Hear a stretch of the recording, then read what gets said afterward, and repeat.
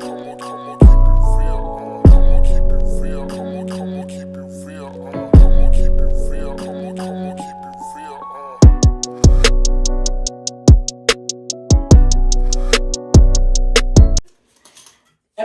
125. I Said What I Said podcast.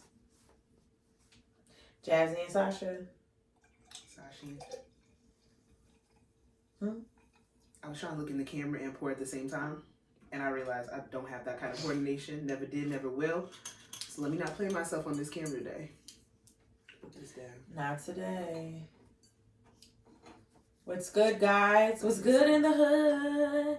Hey, y'all. What's good in the hood? If you didn't hear, my name is Sasha. All right, let me stop playing around. All right, let's get into it. Let's go. Song of the week. It's Drake.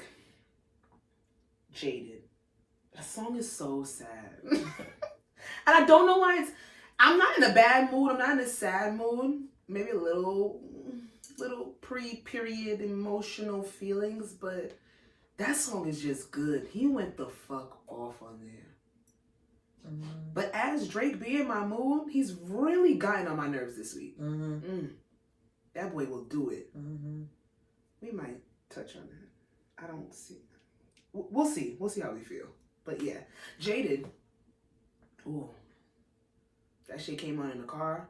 Cause you know Apple, they'll sit there and they'll shuffle some shit out at the end after you finish listening to something, and sometimes they do it. Like if you could go back and you could like really make a playlist off of the songs that they suggest for you, the way they curate it, but sometimes they do fuck up. Yeah.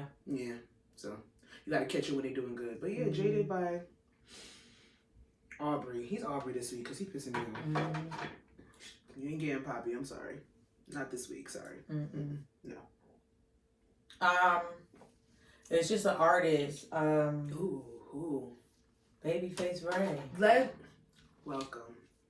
I'm it's in nice. love. It's real nice over here. I'm in love. Like welcome. That song that he got in his new project with Dirk. Yeah. And then the other one is Wavy Gang something. Ah man. I saw a guy on my Twitter. He was tweeting. He was like, "Yo, this new Babyface is crazy." What the fuck is he talking about? He got a new Babyface? So you know exactly who I'm thinking about. The R&B. I'm thinking about Mr. Edmonds, like Babyface. What's Babyface's first name? The real Babyface. Is it Tracy? I feel like no. Kenny Babyface Edmonds. If Tracy was his wife. Tracy somebody. You need to figure out who the fuck Tracy. You need to find who Tracy is and give them their just due. I don't even know who the fuck Tracy is. But then I went and my homegirl, shout out Stefana, she tweeted him and she's real big, heavy into like all types of hip hop. So then I started listening. I'm like, oh, I like this. And that was around the time when I was like starting to get into EST, 42 Doug. I was like really into the whole Detroit Memphis sound. Yeah. And Babyface, yeah. I try to get Shane to get onto it, but she doesn't like the fact that like when Detroit rappers rap, they run from the beat kind of. They don't really make it a task to stay with the flow, and it's kind of off-putting for her because she's neurotic. But I fucks with it. That new tape, it's melodic. And he what is it? Where you at? What you doing, bitch? Yeah. I knew that. I knew like I love that song. It's like I love it. I love when niggas get vulnerable. And I love all I love like he had this other song. I'm like it's called Ashanti. Like I love I'm just gonna put him as an artist. I'm like okay, like that's a mention. I don't know if he's gonna make it into the 2022. He's definitely gonna be an honorable mention because I started listening to his music a lot this year. But Babyface Ray. That Detroit movement they got over there. They got a couple other people that I just got put on to like recently, like this week. Some shit. So we gonna see how that go. Did you check out Moneybagg Yo's new song Quickie? I told you last night. You don't listen. I forgot. It's good though. I like it. It's a sample again. Okay. He does. Who was the king of? It's either Chris. No, it was Tory Lanez.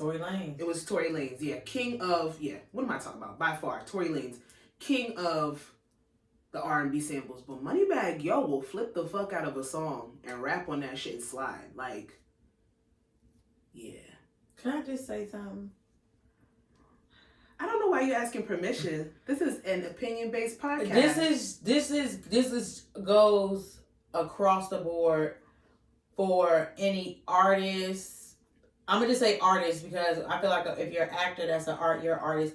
Anybody in entertainment, artist, anybody. When something happens to somebody and it's something that you're not fond of or you don't agree or support, stop like trying to take away what they really can do and what they really have. Like, I just been seeing, because everything that's been going on with the Tory Lanez and Meg thing, like people like are saying like, oh, Tory, he only had one hit, that was Say It. Tory, his music is whack. I'm like, just stop. Like, just stop.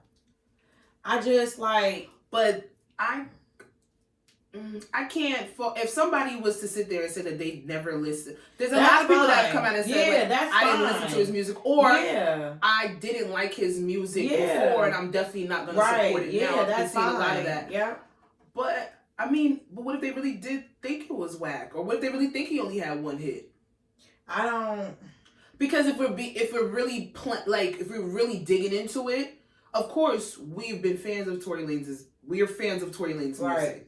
However, I don't know what his biggest song is.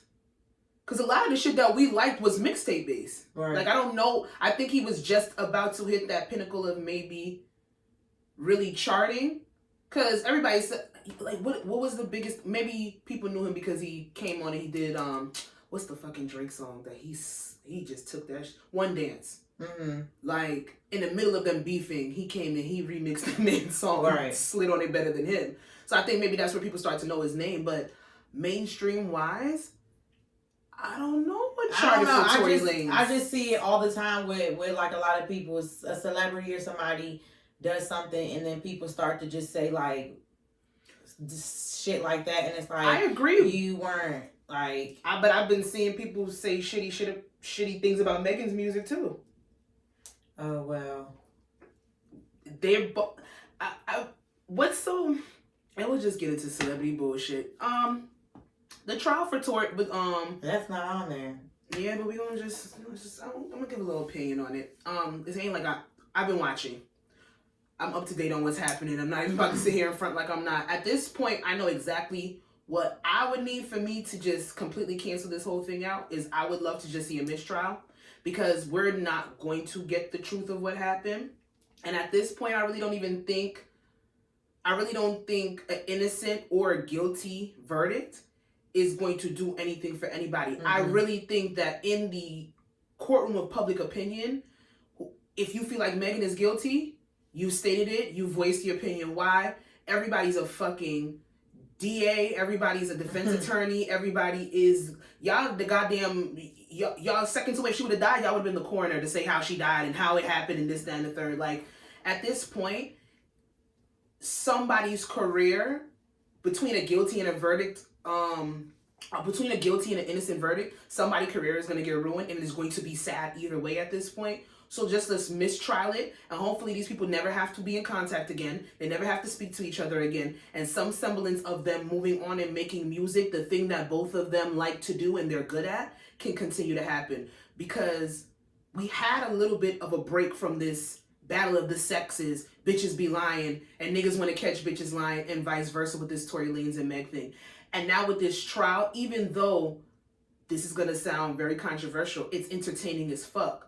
But from that entertainment, it's the basis of it is really fucking sad. Some kids went to a fucking pool party and a gun ended up being set off in whatever way. Mm-hmm. So at the end of the day, Tory Lanez has lost half of his career. Megan's credibility is shot, and even though there's still a push of money and power behind her, there's going to be a lot of disrespect that's going to come towards her because of this. It's a no-win-win situation.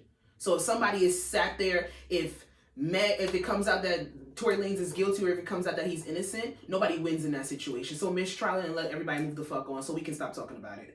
That's where I am with it, honestly. Because the shit that's coming out is real nasty. Mm-hmm. Like, there was a gun. Why was a gun involved? Nobody wants to, I just don't understand why that's not the basis of what nobody wants to think about. Like, How did it get to the point where a gun is involved? How does it get to a point that a gun goes off? How does it get to a point where a girl gets injured and bullet fragments are in her foot? Why are these girls not friends anymore? Why is somebody fucking on somebody? Why is her sexual history being dragged out, even though I know the game of the justice system, how lawyers play, and they're going to try to smear her because that's their job as Tory's fucking lawyers, but now we got to sit here, she got to relive her body count for everybody to know. Nobody needs to know that she fucked the baby and Ben Simmons. I get the game that the lawyers are trying to play, but I don't understand it. And a lot of people, what I've seen actually on Twitter is if you go out and you get into an argument with your friend and you feel like shooting them, you're justified in doing that. That's what I've gotten from people's mouths. Mm. Oh, they got into an argument. Oh, well, she was fucking on the nigga she was fucking on. I would have shot her too. Mm-hmm.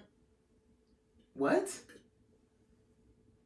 I don't give a fuck what y'all was like. I don't give a fuck what y'all arguing about. How did it get to? Why did they have to get to that point? That's what nobody wants to talk about. But neither here nor there. Let this shit wrap the fuck up. They got a whole nother week of this. I hope they don't drag it out till Friday. I hope like they go in tomorrow and they be like verdict, verdict in, and everybody can go home. People still gotta go to the stand. I forgot. Yeah, Tory didn't even go yet. Yeah, I forgot. Yeah, they're gonna. Yeah, this is gonna be another week. They can't find the bodyguard. LAPD is investigating. They did a shitty job. This whole thing is a shit show. That's why it's entertaining. They did a shitty job. They did a shitty fucking job. Like people don't even realize too. This is not Meg Thee Stallion versus Tory Lanez. This is a case brought up by the LAPD. That's another thing that people are not understanding. That she could have done a private civil suit if she wanted to. This is the LAPD trying to prove if he shot her or not. And of course, because she is the victim in the case, she's going to have to testify. Now, she could have chose not to do that if she really didn't want to, but you're not going to come out your mouth and say somebody shot you and then not testify. Mm-hmm. And the fact that they had to put her on the stand, they usually try to avoid that shit. So everybody's case is shaky. Kelsey trying to cover for this nigga, and this nigga saying that she the one, his lawyers are saying that she the one that actually shot the gun at her. Like, all of this is this is disgusting. This is messy as shit. So mistrial and everybody move the fuck on, because at this point, a lot of people been showing their real true colors when it comes to this shit, and it's pretty sad, if I'm being honest. They did say the worst day on the internet would be whenever they come out. I did see that few. You think so? Yeah, they said it to me, so it's not gonna be the worst day on the internet. It ain't gonna be good though. Yeah. It ain't gonna be good. This past week, you seen it. This girl got death threats because she sat there and she said, I hope Tory Lanez goes to jail. Singular tweet. And she had somebody submitting emails to her job through her business email saying, on behalf of real niggas everywhere, we hope that you die because you don't want to support, because you're showing a one-sided bias support for Tory Lanez, and we know that Meg Thee Stallion is the reason why niggas go to jail. Because bitches be lying. He literally said, and if you don't kill yourself, know that a real nigga will. That's how he ended that email. I don't think she lied. I just don't think she don't know. And I don't think she does know. I think she does not know. And she's guilty and she's trying to save face on that. And why would you, honestly, why would you think that your best friend would shoot you? I wouldn't think you would have shot me. So I wouldn't think so. Exactly. So then the next person that's there, my biggest thing is, it's okay to say if you were drunk. I think she's very embarrassed at how far this situation got. I think she's embarrassed that that man did expose that she was doing something messy behind her best friend's back. And I think that she wants to save face by the situation. I believe that her best friend told her that nigga shot you, and she believed it. If it didn't get to the point where with a guy, we would have never known none of this shit. No. We would have never known none of this shit. They weren't even gonna, LAPD got called by neighbors because of the commotion that was going on. Yeah. She got in the car and was just gonna get dropped off to the hospital. And she, even when she first came out and said it, is like, she wasn't gonna she didn't tell the police about what really happened because she was scared of what they might have done to him. All of that. I just think that they got mad fucked up and they embarrassed the shit out of themselves, and then a situation really popped off and went way beyond what was supposed to go on. Now, whoever pulled that gun out, whoever shot that gun off 5 times, they're a sociopath and they deserve to go to jail. And that's why I wanna know like why it's not counting as attempted murder and just assault. Cause 5 times, like I think maybe because it goes to the point that you said she didn't really get hit with the bullet. It was the fragments from the bullet that hit her. Maybe that's why, or because it was in like a heat of a passion type of thing. I don't know. I'm not about to sit here and be like I'm. But 5 times, that's fucking wild. Yeah, like somebody was saying on the internet, it had to be intentional. It couldn't be a misfire because of the number of rounds that went off. Like. I want to know was it. I want to know was it shitty. I want to know was it like. I don't know. I don't want to know nothing. Actually, I don't want to think about it. I don't want to know actually because nobody knows. I just don't think Meg remembers. I just really don't think she remembers, and I do think it's other things outside of. Where's that bodyguard? Of what we know. That's weird. Where is that bodyguard? And he was supposed to testify. Corey Gamble is going to be testifying. I don't know what he's testifying to. Oh, the hairstylist? That's the other witness? Mm-hmm. They're supposed to be. Remember, because she originally showed up to the party with EJ. Yeah, that's true. There's another witness that's supposed to go on the stand, but nobody knows who it is. It's like a surprise. Like, this shit don't look like something out of a telenovela. Like, this shit look like a soap opera. That's sad. It's sad for everybody. That's what I'm saying. It's sad for Megan. Sad for Tori. Kelsey's an idiot. She's an idiot, but it's sad for her too because it doesn't have to be like that. That's true. It doesn't. I mean, I don't know how much. I don't know how long their friendship was, but you like in the midst of you going through something embarrassing and highly traumatic, like you lose your best friend in the midst of that. That's some sad shit. But whatever they lie about, the courts will find out, and they'll be back again. Back again. So that's my only thing. Just tell the truth. I mean, Kelsey already pled the fifth. Cause she pled the fifth. She pled the fifth. That's how I said it, right? She pled the fifth. She pled the fifth. She pled the fifth. No, I'm recording. No, I'm recording, bitch. It's Sunday night. Yeah, talking about the fifth. But yeah, let's slide off from that. From one court case to the next, Gunna is out the big house. I know I had said to you earlier. Well, we reported it some episodes ago about Young Thug and Gunna being arrested on a RICO charge down in Atlanta, state level RICO, for racketeering, murder. Everything. RICO is everything, right? Yeah. You would have thought I never watched Power. Yeah. That's what taught me what a RICO was. Shit. Mm-hmm. Have you been seeing these old clips of Ghost pop up, how he used to talk to Tasha? No. There's no reason why we should have supported that man. That shit was disgusting. No. So you still be a fucking hood rat chicken head from the project, if it wasn't He was mean to her. He was, season 3, season 4, that nigga became unhinged. Why you hate her like that? She wanted him to stay in the game. I mean, was she putting a gun to your head, Ghost? Like, you hate your wife. Like, I can understand you're not in love with your wife anymore. You got back with that. Ugh. That was terrible time. Power had everybody in the chokehold, everybody in distress, and everybody upset. I hate Angela Valdez so bad. I hated her. Like, she was the worst side chick turned main chick ever. And it's definitely worse when the wife is black. It was definitely, we definitely did that. You know they played. They played on that race shit. We feel it. We feel it 10 times more. Everybody love interracial love and shit. You know what I'm saying? Anyway. Nah, but yeah. So Gunna was released on Thursday on RICO charges. He pled guilty to racketeering. There was some controversies going around the internet. There is controversy going around the internet on whether he snitched or not. I actually gave you some wrong information. He don't have to do 4 years in jail. He pled, part of his plea deal is that the charge gave him a sentence of 5 years. He has 4 years probation, and because he spent how much ever months he spent in the Atlanta jail, they counted that as time served. So now he'll be on 4 years probation. But probation as an entertainer is one of the worst things. You can't move. You got to check in. You can't They get their money off of touring. They might not let you go out of the country. They might not. I think they're going to be they were already trying to make examples of YSL. I think they're really going to try to make examples with him. Another thing that I learned in the last 2 days is that he's not the first person to plead out with this case. No, it's a few others. Yeah. Young Thug's like right-hand man, I don't know what business aspect he placed in him, but he pled out too. He said he took the same exact deal that Gunna took and one other person. So, and Young Thug's sister has come out and said that stop saying that Gunna snitched because it's not helping Thug's case when he has to go to trial in January. It's evident that that's who they want. They want Young Thug, so they're gonna let all these little things slide. Like they're saying, well, he admitted to sitting there and admitted that YSL is a gang, so that's snitching. My thing is like y'all are dumb. They're not snitching on something that everybody already fucking knows.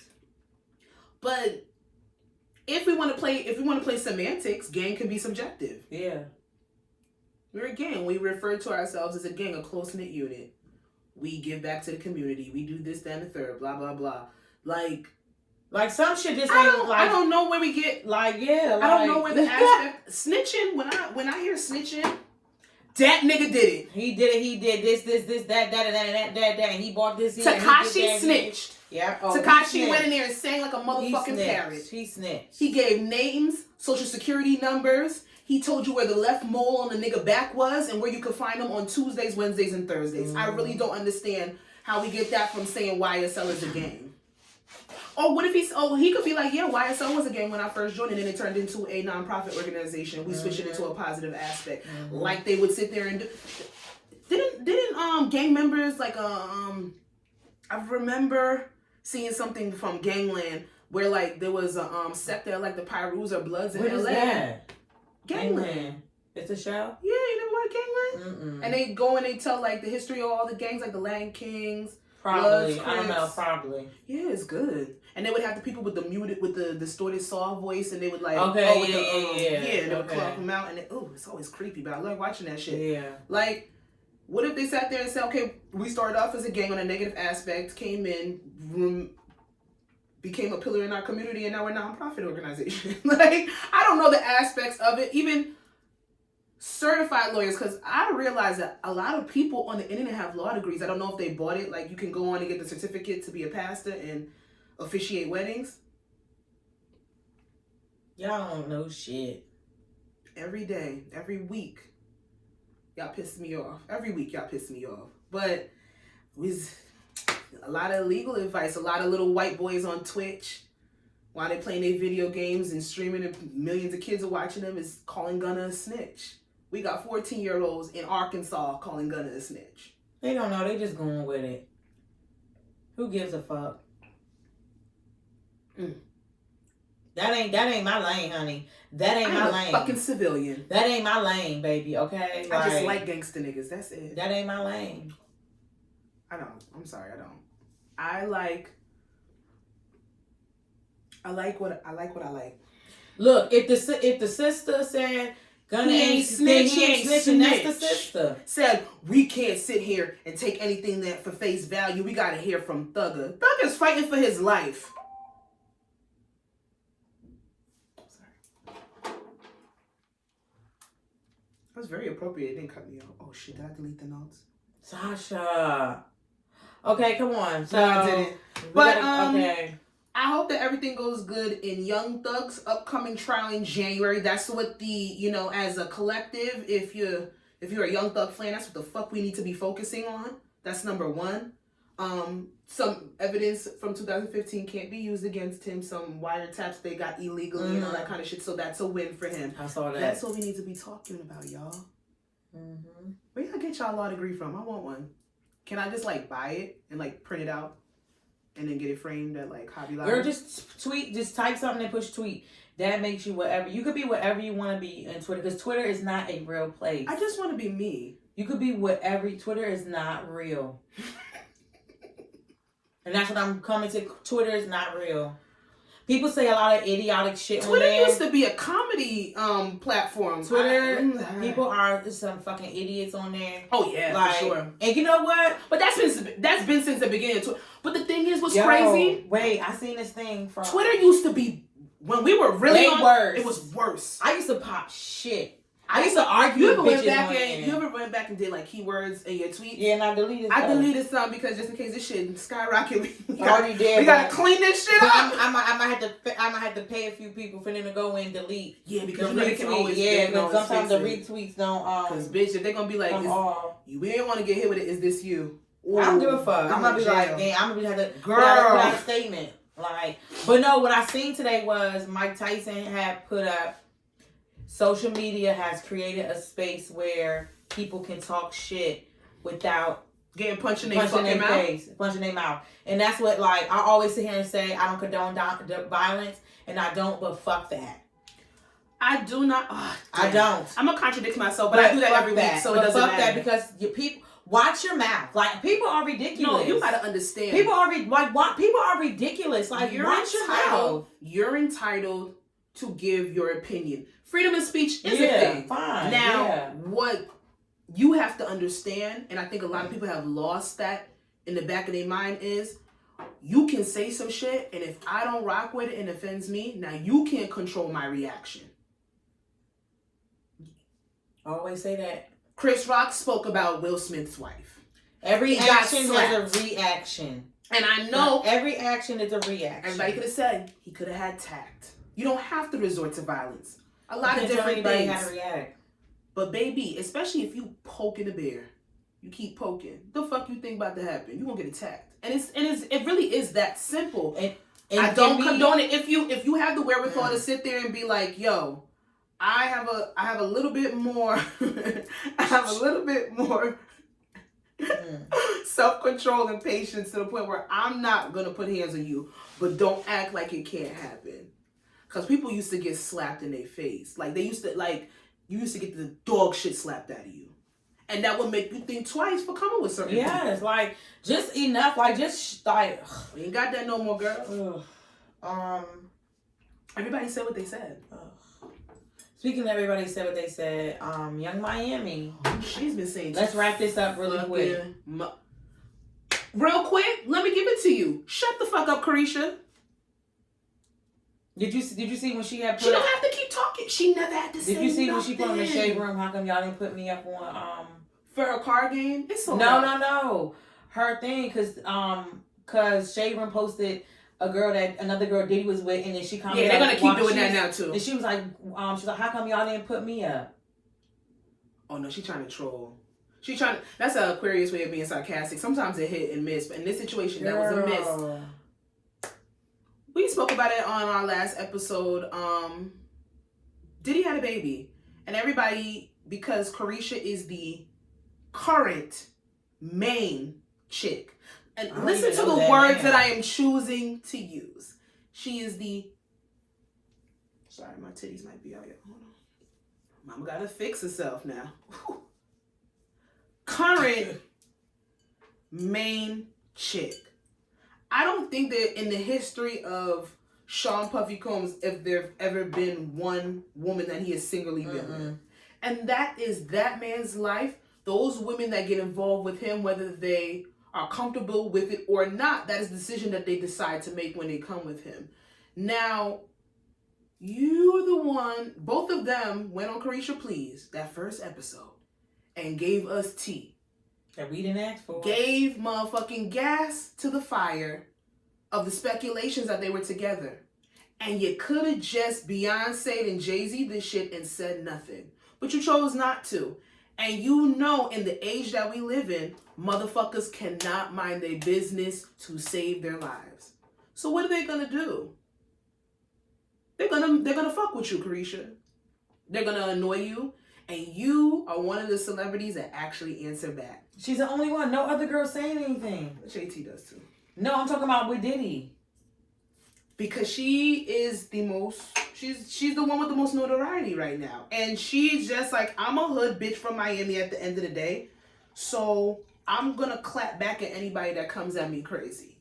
And I get that to a certain extent because you're not going to play with me. Oh, Tasha. That was a bleh. I guess you got to hit that. Shut up. Bitch, I ain't touching you. By yourself. Tell you that today. I get it, but you know blogs, their jobs are to report on gossip.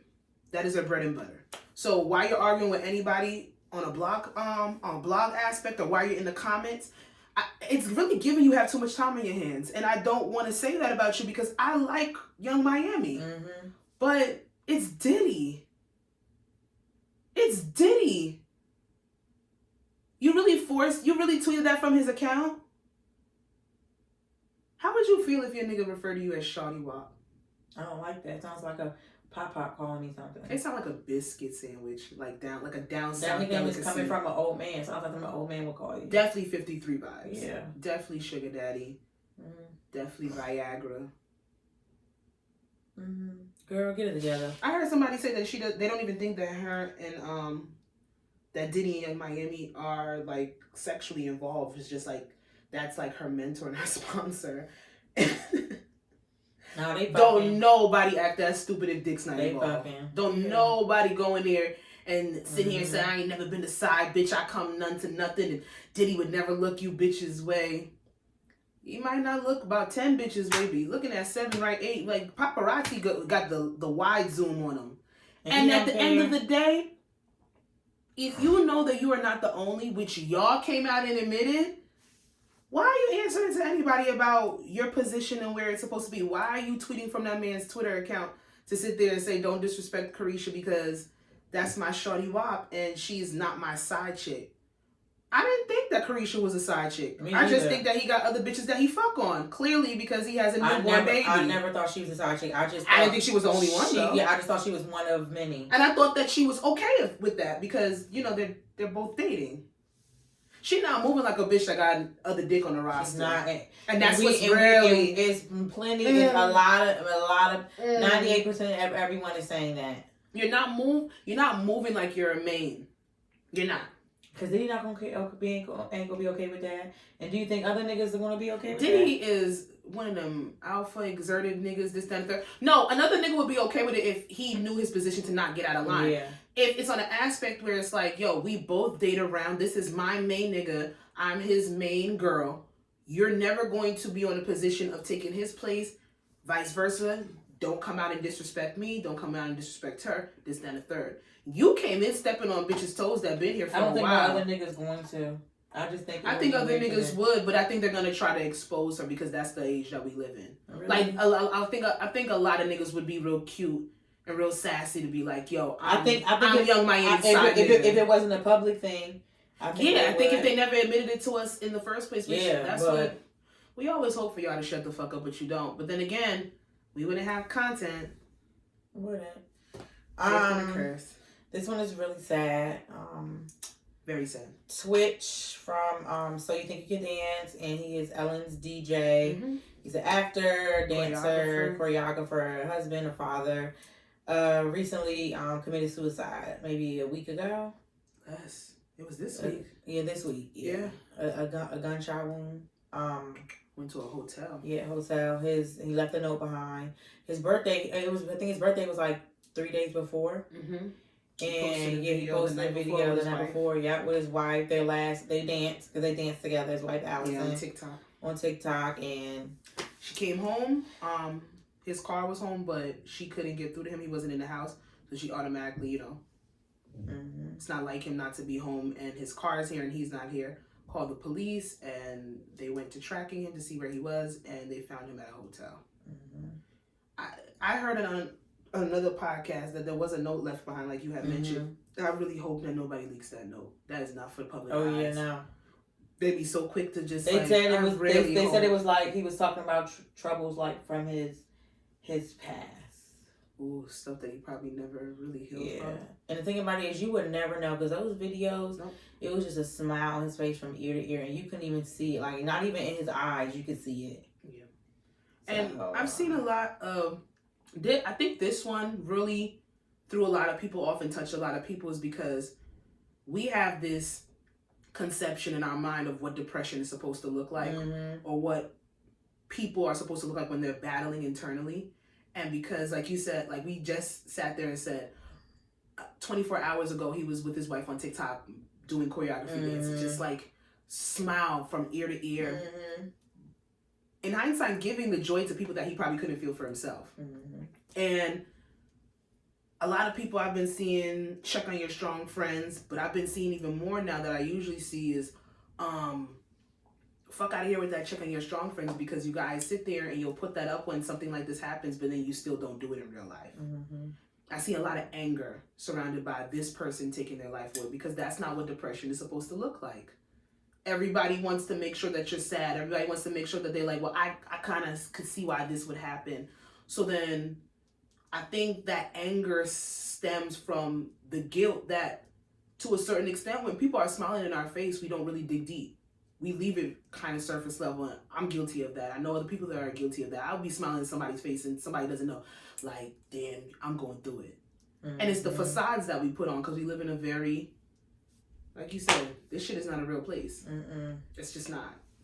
And it's the amount of anger that I've seen surrounded by this person taking their life. It's very sad, but I think it's eye-opening. Mm-hmm. It's not anger. Sometimes a little toughness is needed in times like this. Like, nah, if you sit here and you tweet that shit, go check on your strong friend. Mm-hmm. Even if you sit there and said, and shout outs to Shamoy, she kept it real simple. It's like, I really hope that we feel safe enough with each other that we can communicate when some shit is going down in our lives. And sometimes that's all you need to hear. Mm-hmm.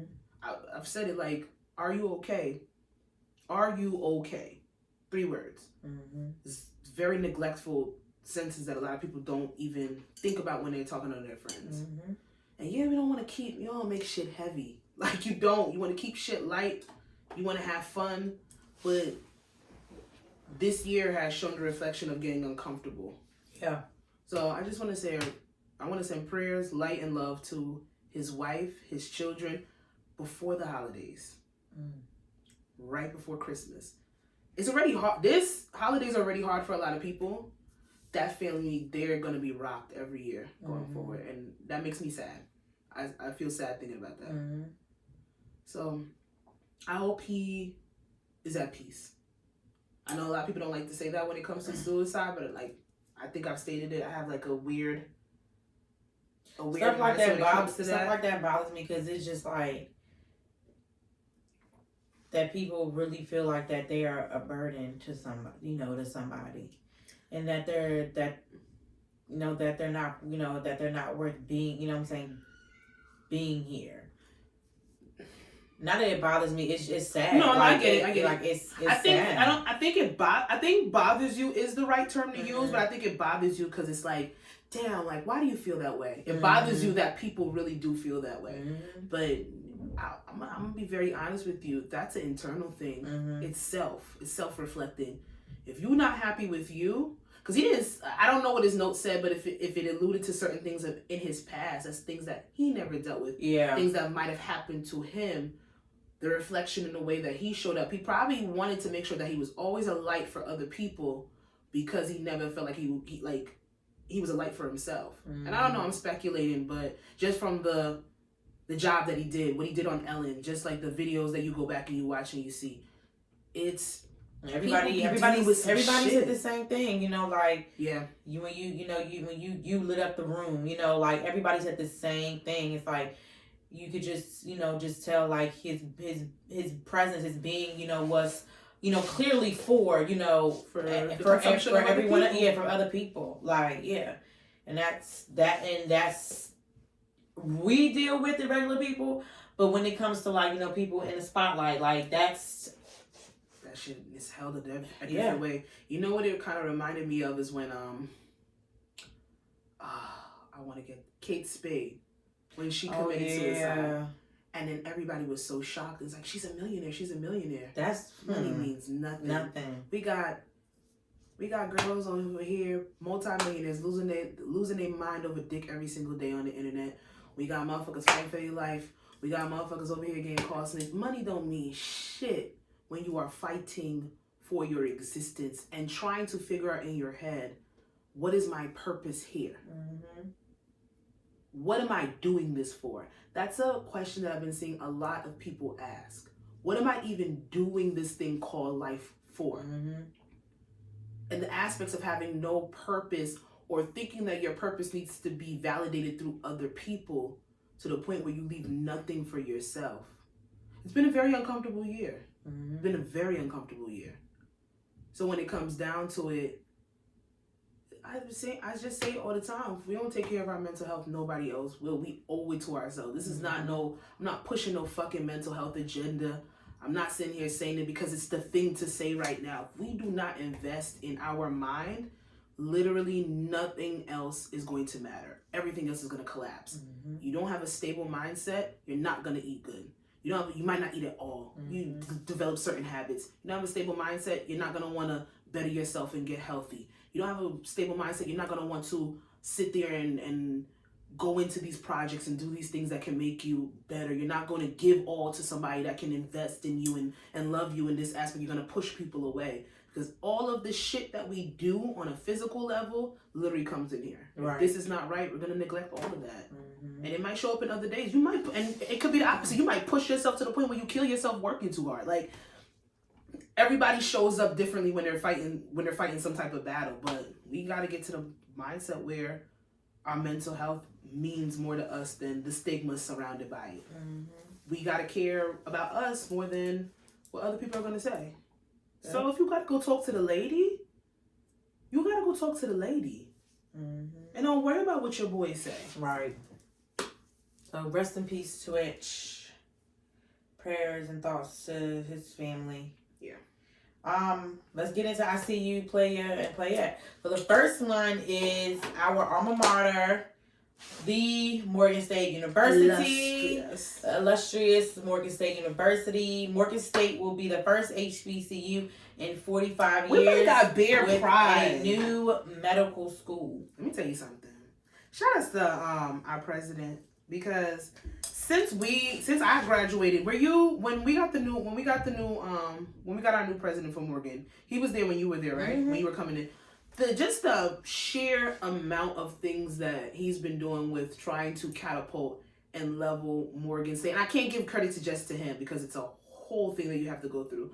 But just the aspects of all the things that have been going on at Morgan while we were there, going into when we graduated, to just have so much pride in your alma mater. Because there's a lot of people that be like, I wish I never went to the college I went to.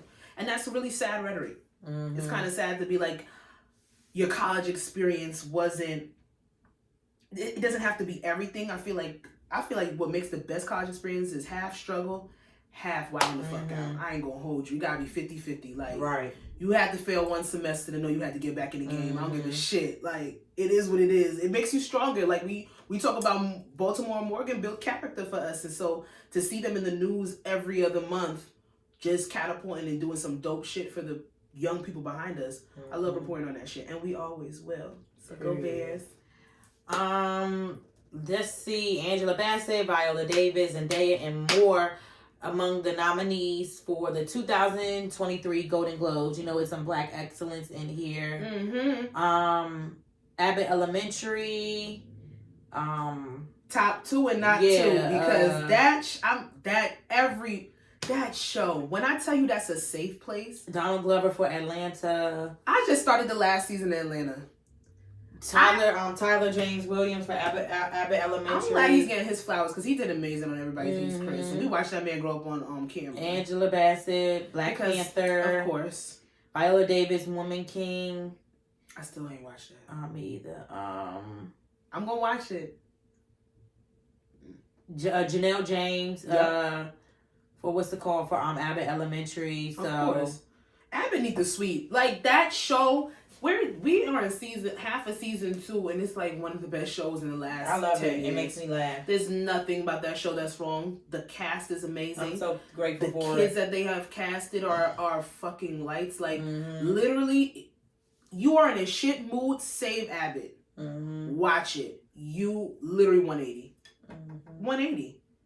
Everybody on there deserves their flowers. I don't think there's it's like The Office to a certain extent. It's like, you might have your favorite character, but all those characters are needed. Every single one of those characters are needed. That show was needed.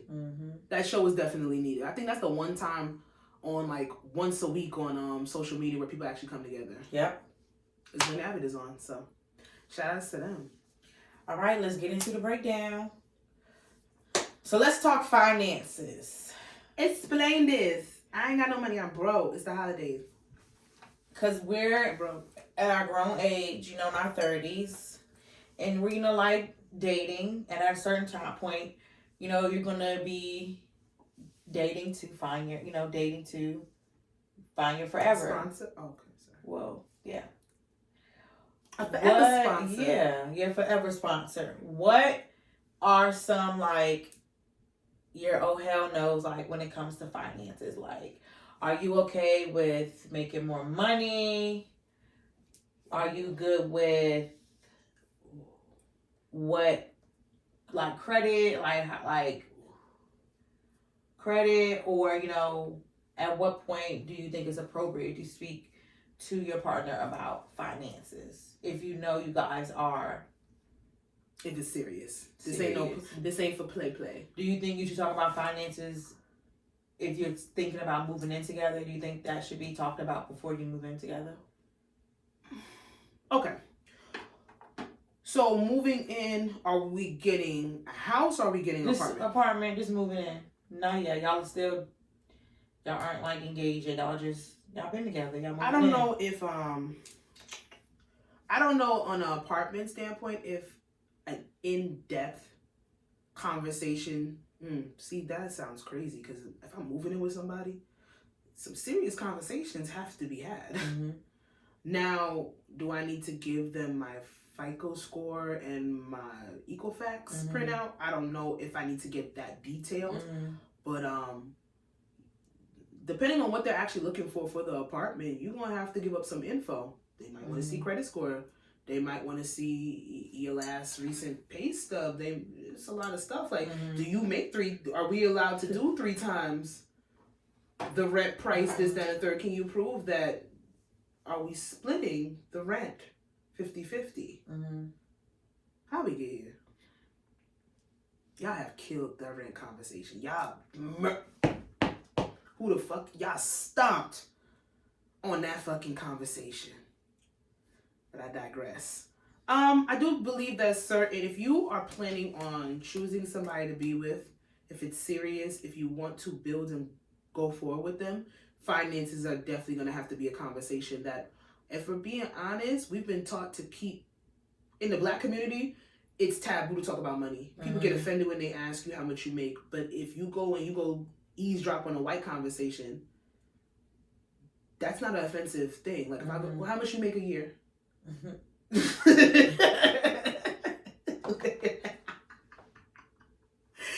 like, bitch, the fuck you want to know for? But white people are like, oh, well, Jared and Sally and they make about like a good 98K, and then it dropped down and it came back up. Like, they are taught financial literacy. They're taught to not be uncomfortable with these conversations. It's like, because I know everybody likes to do it, but I know people in our community like to pocket watch. And that is some real shit. They like to pocket watch. Because we come from impoverished states. We come from having to see what the next person does. If I tell you, like, okay, if I sit there and tell you I make $85K a year, it's like, okay, then you about to be watching, it's like people pocket watch. And that's especially if you guys follow each other on social media. You know what I'm saying? Like, and let's be real. Our community has been taught to value superficial shit and to pocket watch and to be very secretive about your money because you're gonna get got. But it's a mentality to keep us against each other. We don't have those. We're starting to have those conversations now. Like, shout outs to the Forex niggas. They was really trying to do that. Where y'all at? Somebody told me don't say that because these motherfuckers is making money and they stopped giving us advice on Twitter because we was telling them to shut the fuck up. But Forex people were really annoying with the way they were going about it. Once again, I digress. But honestly, like, you have to have conversations about finances a little bit. I think at this day and age where we're going, where we are starting to come into more money, we're doing more entrepreneurship. Our money could be kind of up and down, or we're trying to get into spaces where we're going to be investing generational wealth, building up portfolios and things of that nature. We got to have these conversations with the people that we're actually wanting to be in relationship with, because more than anything, the number one thing why people get divorced is finances. Yeah. So, me personally, I not going to be too harsh on somebody that I see if they might have some debt. Where does that stem from? What kind of debt do you have? Let's have that conversation. How much of the debt do you have? How much would I accumulate if I even was to sit there and become your wife? Like, is it worth it? Do I have that type of trust factor in you? Those are things that I would have to be comfortable with, because I'm going to be honest, I'm not going to call it kettle black because I have not made some of the best financial decisions. But if I know somebody got my heart, they ain't going to fuck me over. They move like I move and they trying to do better. Bingo. Then that's all that matters at this point, because at the end of the day, anything could happen. Right. Anything could happen. When do you think you should bring up finances in a situation? And let me say a relationship. And bringing up no damn finances in no damn situationship. Why would you? I gotta get out of that mindset of thinking shit's in situations. Like, I'm trying to have a relationship. I want a man. I think mine would be like, moving in, but me, I'm not moving in until like I'm engaged. That's how I'm doing. I don't want to live with no man. I agree. I've always felt like that. I don't want to live with, this is from my, my personal experience. I just don't want to. I don't want to live with a man. I love my space, and I feel like that's gonna be something hard for me too. Like, what? When I get like, whenever I get engaged and stuff like that, me actually sharing the space was like, it's gonna be very hard.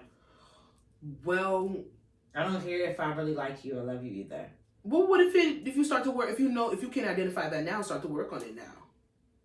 Like, preventative measures, so it's like, or you could do some non-traditional shit and y'all don't move in together. I'm seeing that pop up more and more lately. Yeah. I am. Like, there's a couple of people out here that they have separate apartments and they're married. Yeah. They're full-blown married. Or I don't know about the married couples that are in the same place but have different rooms. Yeah. That just gives, we're just in this because we're here. Like a man cave? Like they have 2 separate bedrooms. They do not sleep together. Oh, yeah. That's giving, we're married but I don't love you. Yeah, no. Sorry. Anytime I've seen that, and I've seen that situation quite a few times in my family, they didn't rock with each other. They were just married because they were married. So that's not going to happen. But tailor it to what you want to do, because at the end of the day, nobody can tell you that you have to live under the same roof with the nigga that you with. If you like your space to the point where you don't really want somebody infiltrating that, if it's a hindrance and that person is going to feel a certain type of way about it, then try to work on that for them, work on that for your relationship. But if they're cool with keeping it separate, then tailor it for you. Like, who gives a fuck what anybody else got to say? Yeah. Shit. But finances, like I said, in our community, it's not for us to really, it's hush hush, keep it moving. Like you said, somebody might be jealous, somebody might be watching something, somebody else, it could be where they're trying to use you, take advantage of you. A lot of financial talk is surrounded in trauma for us, if we being honest. But baby, you get into a marriage and you bringing in $150K worth of student loan debt, your husband and he didn't ask no questions, then you not paying it, you going to default, and he want to know why his credit score is at a 320 and he don't know why. It's because now we're together and you're filing taxes together. Like, you see how deep-seated that get? But that's a conversation that y'all could have sat there and had over some wine one night and figured that the fuck out before you sat there and you signed that marriage license. So yeah, finances, you definitely, I think it got to be a sooner rather than later conversation. I've seen people bringing that shit up on the first date. Like, second date, third date. I don't know if it needs to be that deep. Like, if you go on a date and a guy asks you, so, like, what's the estimate ballpark around, like, how much debt you're carrying right now? Like, how much personal debt do you have? Let's do third date. We're not going to do first date because I'm not answering that on the first date. Let's do third date. I'm not responding on the third date either. I don't know. Third date? If it gets to a third date? No. If I feel comfortable and depending on, I think it might have to do with a little bit of background, because, like, what if I'm dating a FA, like a financial advisor? Maybe we just having some money talk. Maybe I'm trying to pick his brain a little bit, get a little conversation going. Maybe I tell him, like, I really want to see where my finances go, Well, and to that's see if I coming can from afford you, not from him. Yeah, and then he asked me, so like, yeah, like how much Okay, then personal that's debt do you fine have? because I'm asking, but him just coming out asking is like, why are you asking? Like over me? the fettuccine, he'd be like, yeah, so like, what's your credit score? Yeah, why are you asking that? Like, you see, I asked her salary. She giggled at me, and said, "Bitch." Like what? Like, I think I would answer on the third date, like my personal debt. How is it? Like if he wants to get like deep sea, I think it would depend. They've horror stories where they got people that ask for people to sign for things within 2 weeks of meeting someone. Like, can you sign on a car? And there have been some idiots that have done it. But yeah, we grown now, y'all. Come on. Finance talk. As a Black woman in 2022, what has been one of your toughest struggles thus far? This year, so I did see this. Mine is go ahead, cause I know people not letting us as Black women be. Like, I feel like we always have to, like, be, like, so, like, we just can't be we still can't be within, like, our emotions. Like, we always have to be, delicate, tough, we just can't be. I don't know. It's like we just can't be. It's like we always have to compete with somebody. We always have to look like this. We always have to look like that. We just can't be. And that's just like a tough thing. It's just like, just let us be. Like, it's just been tough for me. It's just been tough for me because it's like, you can't be this, you can't be that. Oh, if you act like this, then you're that. Blah, blah, blah. You can't, no matter what somebody says to you, still remain in your soft girl era, blah, blah, blah, this and that. And it's like, no. It's like, if somebody's going to, do this, and that to me, I'm going, I don't know. It's just, I don't know. It's just, a lot of things are weird, have been weird to me when it comes to, like, Black women and how we're supposed to be and how we're supposed to act and respond and how certain things are supposed to make, us feel. I just feel like I don't know. We have a lot of pressure. Definitely a lot of pressure. I think this year specifically, we've kind of reverted back to societal opinions and societal norms coming back at the forefront and trying to take precedence on what we're supposed to look like, what we're supposed to do as Black women. And because we were hell-bent for a couple of years on saying we're going to do what the fuck we want to do, how we want to do it, and the time we want to do it, there's been some pushback from all angles for how we're supposed to conduct ourselves. But I think the operative word, the key word is suppose. And I think once you say, I don't give a fuck to suppose, what I'm supposed to look like, how I'm supposed to show up, how I'm supposed to talk, how I'm supposed to sit there and react to something that they like. First of all, we're all human, and we're all everything. The way that we react to anything is subjective. It's just exhausting. It's very exhausting. It's just exhausting, like, but having to see, let that shit having dictate to see stuff. It's like, here we go again. It's like, just let us fucking be. Like, just let us be in our emotions. Just let us be. Just let us fucking be. Nobody says anything else to anybody, but it's just us. I don't think we're allowed.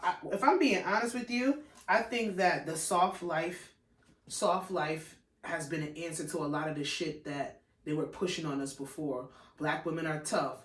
Black women are strong. Overlook them because they'll get over it. And we sat there and we said, no, we're going to treat ourselves good. No, when we want to cry, we're going to cry. We're going to stay in our vulnerability, and that doesn't make us weak. We can show our emotions. No, I'm going to be soft. I'm going to treat myself to this, that, and the third, instead of waiting for somebody to tell me that I can have that, or being rewarded when they want to reward me as opposed to me rewarding myself. I think that soft life era, a lot of people don't like that shit because it is the rebuttal to that we're supposed to be something. Like, I'm be honest with you, I get exactly what you're saying, and social media doesn't make it any easier, but it's really the I don't give a fuck factor mixed in with just being self-aware to not lean too much into the aspects of becoming a shell. Because you can get to the point where you're combating and saying, I don't give a fuck, I don't give a fuck, I don't give a fuck, I don't give a fuck, to the point where you become jaded to everything around you. I don't give a fuck what that nigga says. Now you have a distaste for men and you hate them. All right. And you show up in situations being combative when maybe it needs to be an aspect where you just need to walk away. You want to tussle and fight. Everything doesn't have to be a struggle. Because like you said, we just want to be. But if somebody's not allowing us to do that, then be like, okay, well, I don't give a fuck about your opinion. I'm going to move on to the next, or I'm going to move away. Like, it's based on the fucking day of the week. Like, you catch me on the wrong day when I'm PMSing, you won't hear my mouth. Like, one day, like that Tuesday, I might have walked away. I might have been like, well, that's your opinion, keep it moving. What was it, like 2 times this week? I was like, yo, I have to get the fuck off of Twitter because I hate all y'all niggas. I even tweeted that. I said, I hate all y'all niggas. But why do I hate them? Like, I ain't got to respond to this shit. That, if it don't apply, let it fly. That shit real. It's cliche as fuck, but it's real. Like, at the end of the day, I get it. We're not allowed to exist. Yeah. But we got to make sure that within our realm of reality, where it counts, between family, friends, your job, whatever you're trying to do, whatever goals you're trying to get, let's just make sure that we have that in our mindset where that's what we put our effort into. But all this outside noise, like, bitch, I'm not getting a BBL. I'm not. You said what? I'm not getting a BBL. I don't care. I'm not doing it. I don't care. You can't make me. I don't want to do it. I'm not combing my hair today. Did you put, is the term... I'm going to eat a quesadilla from Wawa. You're not going to judge me and tell me that I need to be drinking alkaline water and being vegan. I don't want to do that. Let me be. Kiss my ass. Did you mean to put just the term strong friend harmful? Yes. So I've been seeing it, especially relating back to the Twitch situation. I always hear the strong friend, checking your strong friend. I'm the strong friend. I'm the one that everybody comes to. But is the term the strong friend harmful? Because to me, I feel like that person often gets neglected in a lot of situations. And maybe it's because they don't set those boundaries. Because you could be a strong friend and be like, well, y'all know it'll be real cute if y'all check up on me once in a while, this, that, and the third. I'll be open to sit here and this, that, and the third. And a lot of people don't do that because they're the strong friend. They can't come off as being vulnerable, or they can't be seen as being the... I don't like using the word weak because, no. They can't be the vulnerable one. So people often will be like, well... she usually got it, or that's the person I go to when it comes to something, so I could probably like put them later down my line of checking on people because I know they're going to be okay. But then you have situations like the one that happened this week, and everybody's like, he's happy and he's doing this and he's doing that, and probably a lot of people didn't need to check on him because it's like, oh, I just seen him on TikTok dancing, he's good, and he gets neglected. So I don't know the strong friend. I won't even say, I don't know if that term is we don't even beneficial. know, like, is the strong friend is the strong friend an honest friend? Not in a bad way. Like, is the strong, when you check on the strong friend, is the strong friend going to, communicate and honestly and say, something, what's going on if they're asked? And yeah. I feel like, I've always heard for years, is, check on, your strong friend. That's a quote that I feel like has never, like, came and gone. It's just always, been around and stuff like that. Absolutely. But it's just, I don't think it's harmful. I feel like it should just be check on your friend. You should just check on your friend's strong friend, because I feel like all of my friends are strong in different ways. Different ways. And it should just be, just make sure you just check on the ones you love and the ones you care. You care about. Not because I just feel like all of my friends are strong, and it's like everybody has a moment in time where they are going they're going through their struggles and stuff like that, and just because you're strong in the area that I'm in doesn't make me weaker. No, and that's why I said I don't like using that word. Yes, I would just say the check on your strong friend term shouldn't be. It should just be check on your people. I think, and to go back to what you were saying, is a strong friend gonna be truthful? A lot of times they're not. That's from experience from me. Like if somebody will ask me like, are you good?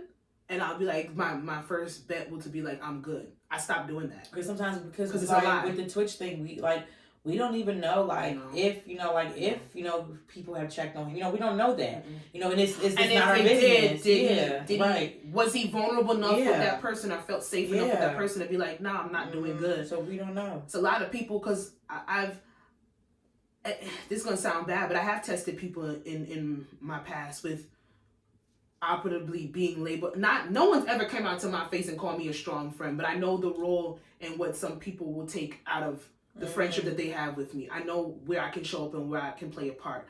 So I've even tested it, and it wasn't smart, because when you test people and they show you what the fuck it really is, you gotta be ready to deal with that shit. Like I'll sit there and they'll be like, I'll be a little snappy or I'll have an attitude and they'll be like, are you okay? And then I'll go and I'll be like, no, I'm not. And then I'll wait to see how they're going to respond to that, because they're not used to that from me. Right. They're used to getting the, nah, I'm cool, or I'll be fine, or I'm okay, or what you this, said, that, and the third. Nothing happened back. There's some people that have come back and given me that reassurance that this is somebody that cares about me. And there's some people that have literally just like, no, they're not. That ain't it. And usually the people that I've tested, and this is bad because I don't believe in testing people, they have filtered themselves out of my life in some way. They just, they couldn't do that. They couldn't be there for me. And it is what it is, but you got to check on your people. I don't care if it's, like I said, are you okay? Yeah. That, I know it's very taboo in our community to keep things very heavy, but if you don't know what else to say, if you don't know how to pinpoint a situation, or maybe you don't even have the words to sit there and have a conversation with somebody, just say, are you okay? Because it's very simple, and then it gives people the wherewithal to think like, if this is my friend, I should be able to say like, nah, I'm not too cool today, or I'm not doing good, but I'll be okay. Like even just having that, just making sure that you have that inkling so somebody knows that you actually do give a fuck about them. A lot of people out here in this world, I don't think anybody give a fuck about them. That's the sad part. That's the sad part. Because, I mean, for as much people that we surround ourselves or we might be around, we go through this shit by ourselves. Like, it's very lonely. It is. So, I don't think the strong friend term is harmful, but I think we should just take off that word strong, because that's what they were doing to black women for years, making us the strong ones, and then we would be neglected. Period. So protect and provide. Let's break this down. I feel like we've been real deep this episode. Let's make this one funny. So niggas said out here that they are supposed to just protect and provide. As men, that is their job. That is how they're supposed to show up in a relationship. They're supposed to bring home the bacon. You're supposed to open up your purse and they drop the stack inside. That's what they're supposed to do. They get to kick up. They get to provide you with some safety and shit, just in case you get mauled by a bear or get beat up on the side of the road by like a coyote. But then other than that, they're not supposed to do anything else in the relationship. Half these niggas can't even change a tire. These niggas can't fight. And they can't change a tire. Yo, I didn't want to bring this up, but I will. I don't know if we ever answered this on here. Let me know. If your nigga is out, if you're out with your man, and he gets into a fight for whatever reason, and he loses said fight, what are you going to do after? Is he being jumped? No. It's a one-on-one. It's a tussle. He get into... I mean, ain't nothing. I'll be like, damn, babe, we gotta do better next time. No. Because everybody can't fight. Everybody can't fight. But you can't say we gotta do better next time. Everybody can't fight. Yo, everybody can't fight. You go out and you and a bitch get into a rumble and you lose, and your nigga said, "All right, it's okay. We gotta do next." She beat your ass, but we gonna do better next time. First of all, why is he saying next time? I should have fought this time. Well, but things happen. How would you feel if your nigga said you got to do better next time, right after you got your ass beat? Oh, we would say we can go practice. We gonna practice. Now you in the gym because you Floyd Mayweather for the practice. Next time you and a bitch get into a tussle. We can practice. I would want to know if I got my ass beat. I like preventative work. I like working know. on shit before it happened, but I don't want to just be boxing in the gym for the next time I see a bitch. You could be in the house, like whatever. Because you know if you go and you go prepare, the next time you go out and you get a little angry, you be like, I'm gonna show off my skills because this bitch ain't gonna. Not that, just like let's like scenarios like pop pop, like I don't know, like step up on the scene. I know you're gonna do that because I heard Saucy too. Pop pop pop pop pop pop. Everybody there's somebody out there that can fight better than you. If he gets beat up, we gon' like damn, like let's get the fuck out of here. Let's hurry up. We could do better next time. Like, I'm gonna tell you right now. Like, nigga, what the fuck was I'm that? gonna tell you right now. If I get into a fight, first of all, I would hope that whatever man that I'm with can assess that situation and just get me out of there, or sometimes just break it up. Just break it up. But just in maybe your man was meeting you. Let's put this scenario. Your man was meeting you somewhere, and in the midst of him meeting you somewhere, you ended up getting into a tussle with somebody. So midway, the fight is already done. You walk up, he like, damn, like, yo, that was your girl? Yo, she got her ass beat. So he like, damn, son, what happened? And you sitting there. I don't want if you come at me, and the first thing you said is, we're going to do better next time, I'm going to be very mad in that moment. I'm going to be mad in that moment. I got my ass beat, and then you tell me I got to do better next time? We going to say, so are you now okay? You predicting that we going to be in more fights? Say, are you okay? Like, so I could be better prepared. What is something, like, bitches are crazy out here. I'm not going to war, and I don't want to prepare for battle. Bitches are crazy out here. I think. Why did I get in a fight in the first place? That's what I'm saying. Especially if you started this shit. You never know. I just don't want to hear we could do better next time. I just know for me and my personality, that's not going to sit right with me. It's not. I think if my man got beat up in front of me. What can you do? You going to break up with him? No. Like, what can you do? There's better fighters out there. He just wasn't a great fighter. If he got knocked out of his Timbs. Then one was why your shoes not tied tight. Like, why are they that? I know they don't tie Timbs. Like, why are they that loose? You should be fighting. And his butt crack started to show because his pants was falling. That happens. That's what happens. We're going to talk about that. Why the fuck you didn't put lotion on your ass? I'm going on you. We're going to talk about it all. I'm going to let you sit. That's kicking somebody while they down. I'm going to let him sit in his shit, whatever. I'm going to let him get it together. I'm going to let him go off, but then we're going to talk about it and be like, why you didn't put lotion on your ass? You going to ask a nigga why he didn't lotion his ass crack after a fight? Before and after. Like, maybe the next day. Like, once he's over it. Once he's got over it, because you have to get over it. When do you think them jokes can really come in? The next day. I would like to make the jokes the next day. I think depending on your partner, I don't know if the jokes can come in the next day. Okay, a week. He's gonna have to get over it. I love I could about 4 jokes could come in. Man, I don't know if I would break up with my partner, but I would really be kind of disappointed. Why? Depending on how they lost. Especially if my nigga was the one talking big shit. But what if he wasn't? But what if your man is just not a fighter? That's cool, and he was defending himself. Then I'm not gonna be disappointed because I know this is not something that you do. I know this is not something that you do. So if your man, first of all, what if your nigga we're not gonna be with niggas that talk shit anyway. So I would hope not. Let's just cancel that. Cancel that. Things sometimes happen when you're drunk. Start to yapping at the gums. What if your nigga swing first and he trip and he fall? Because you watch too much TV. My phone is on 20%. I don't even watch TV. Well, you watch too much TikTok. This ain't even the question I want to ask. You know what? Let's table the protect and provide conversation because I really want to break that down, and I actually do want to have a serious conversation about that. But this was on my spirit. I'm not gonna break up with you. I'm not. Maybe you gotta go into Muay Thai. Like, you gotta get some karate, some defensive lessons. Karate Kid. That ain't no different than you gotta try harder next time. Wax on. Wax off.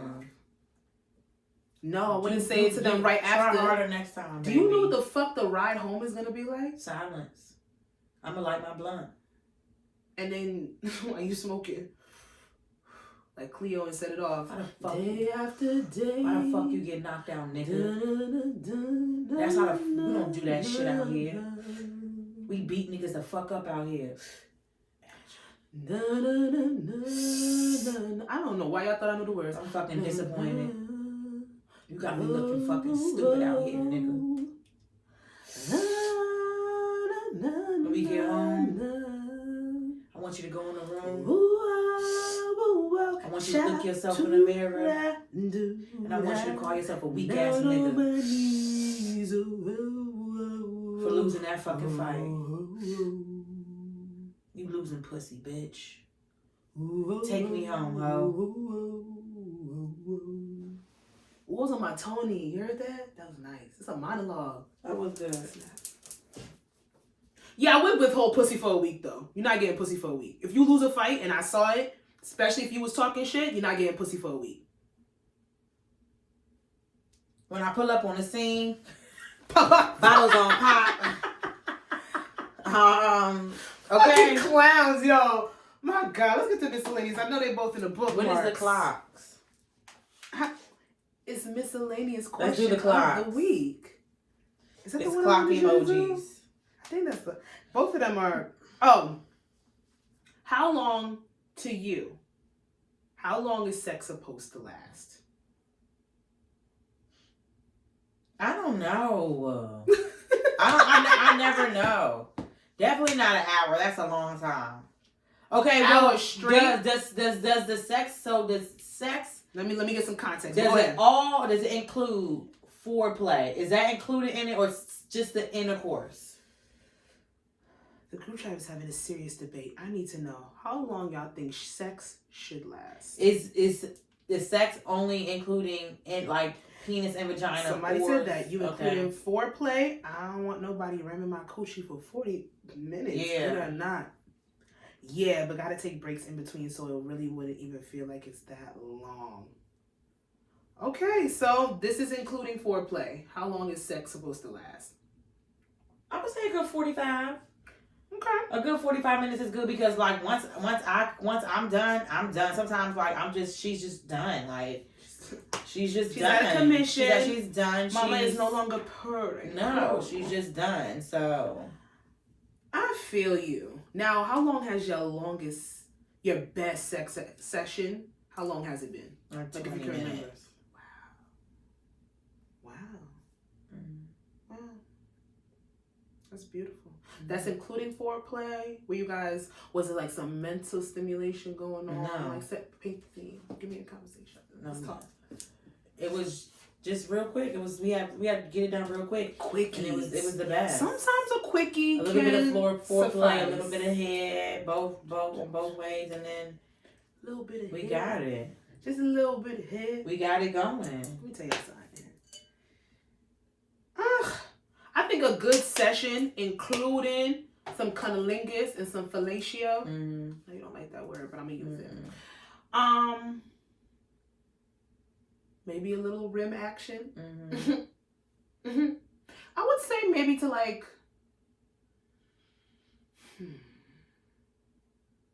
I would have said back in the day like a good session, 30 to 45. Mm-hmm. But hear me out though. Mm-hmm. Now in my grown age, mm-hmm. and knowing what time, if you have the time mm-hmm. to sit there, really get in there, warm things up, really stimulate certain parts, mm-hmm. certain erogenous zones. You ever had a nigga lick behind your knee? Mm-mm. It's nice. Bite your calf. Yes. Really good. Mm-hmm. Ankles, run mm-hmm. their knuckle up your instep. Like when you start to know certain things about yourself, Mm-hmm. I would say maybe like an hour to an hour and 15, including foreplay. But that's with like ultimate stimulation. So like the foreplay, depending on the time y'all have and what y'all doing. Yes, I'm saying, but it's a build up. So then when you when you break the seal, when you crack it open, Mm-hmm.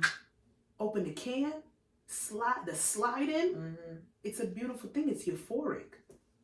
Okay. It's euphoric. I'm just saying. I can dig it. I'm good with 45 minutes. 45 minutes is definitely it.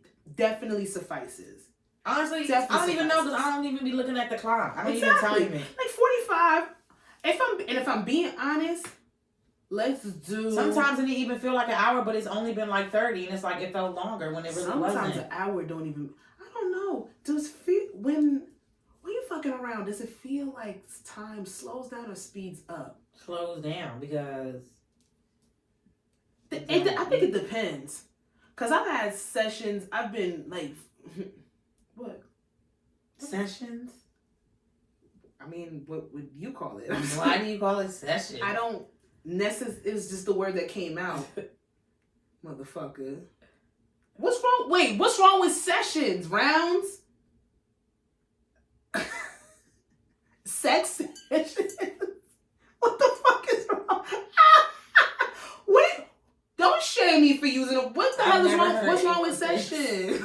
Girl, like clientele. I knew you was gonna do that. I knew you was gonna say I sell pussy. Nobody ever says sessions. Motherfuckers say sessions. People, y'all don't say sessions? No. Yes, they do. I really hope that somebody says they say sessions. Clip this shit. Clip this all the fuck up. Who don't? Sex session. Session. You making me say it's stupid. Nobody. You're making me say it's stupid. Session. Hey, I just finished the session. Girl, like, what? Yeah. Y'all just on this round shit. Y'all want to go round to round to round. I didn't know. I wasn't even talking about rounds. I wasn't even talking about sessions. When I finish up fucking rounds and sessions is different. It really is. It really so, is. Yeah. It really is. Or I finish up doing some shit. I sat there and thought I was only like messing around for like 30 minutes and it's been like an hour and some change.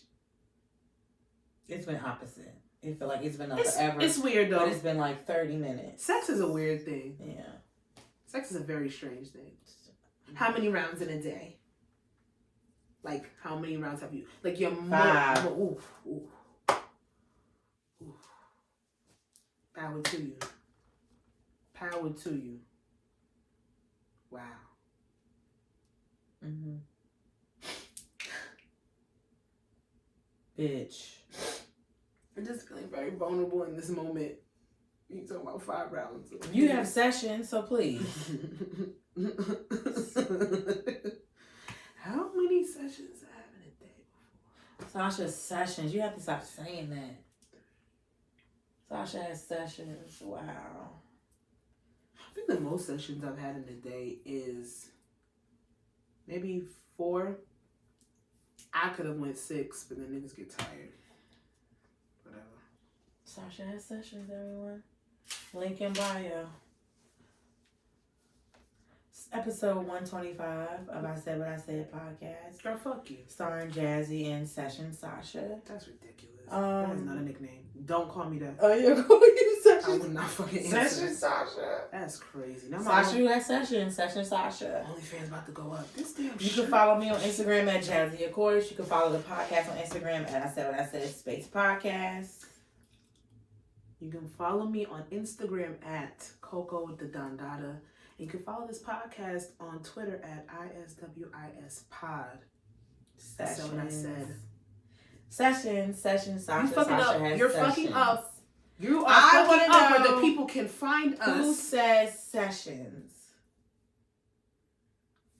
I do. I stand tall. Was this the first? Why don't y'all raise your hand if y'all ever been victimized by her? It's been the first. I've never heard you say this. I've heard you talk about sex a million times, and I've never heard you call it You sessions. never heard me say. You've never said sessions. Every time you say, you make me giggle, and that's not fair because it's really not showing my true feelings of me standing tall in my truth. Because you've never said it. You've never said it. Sessions. Sexual sessions. Yo, cut this shit off. I'm getting mad. Sasha has sessions. I've said sessions before, bro.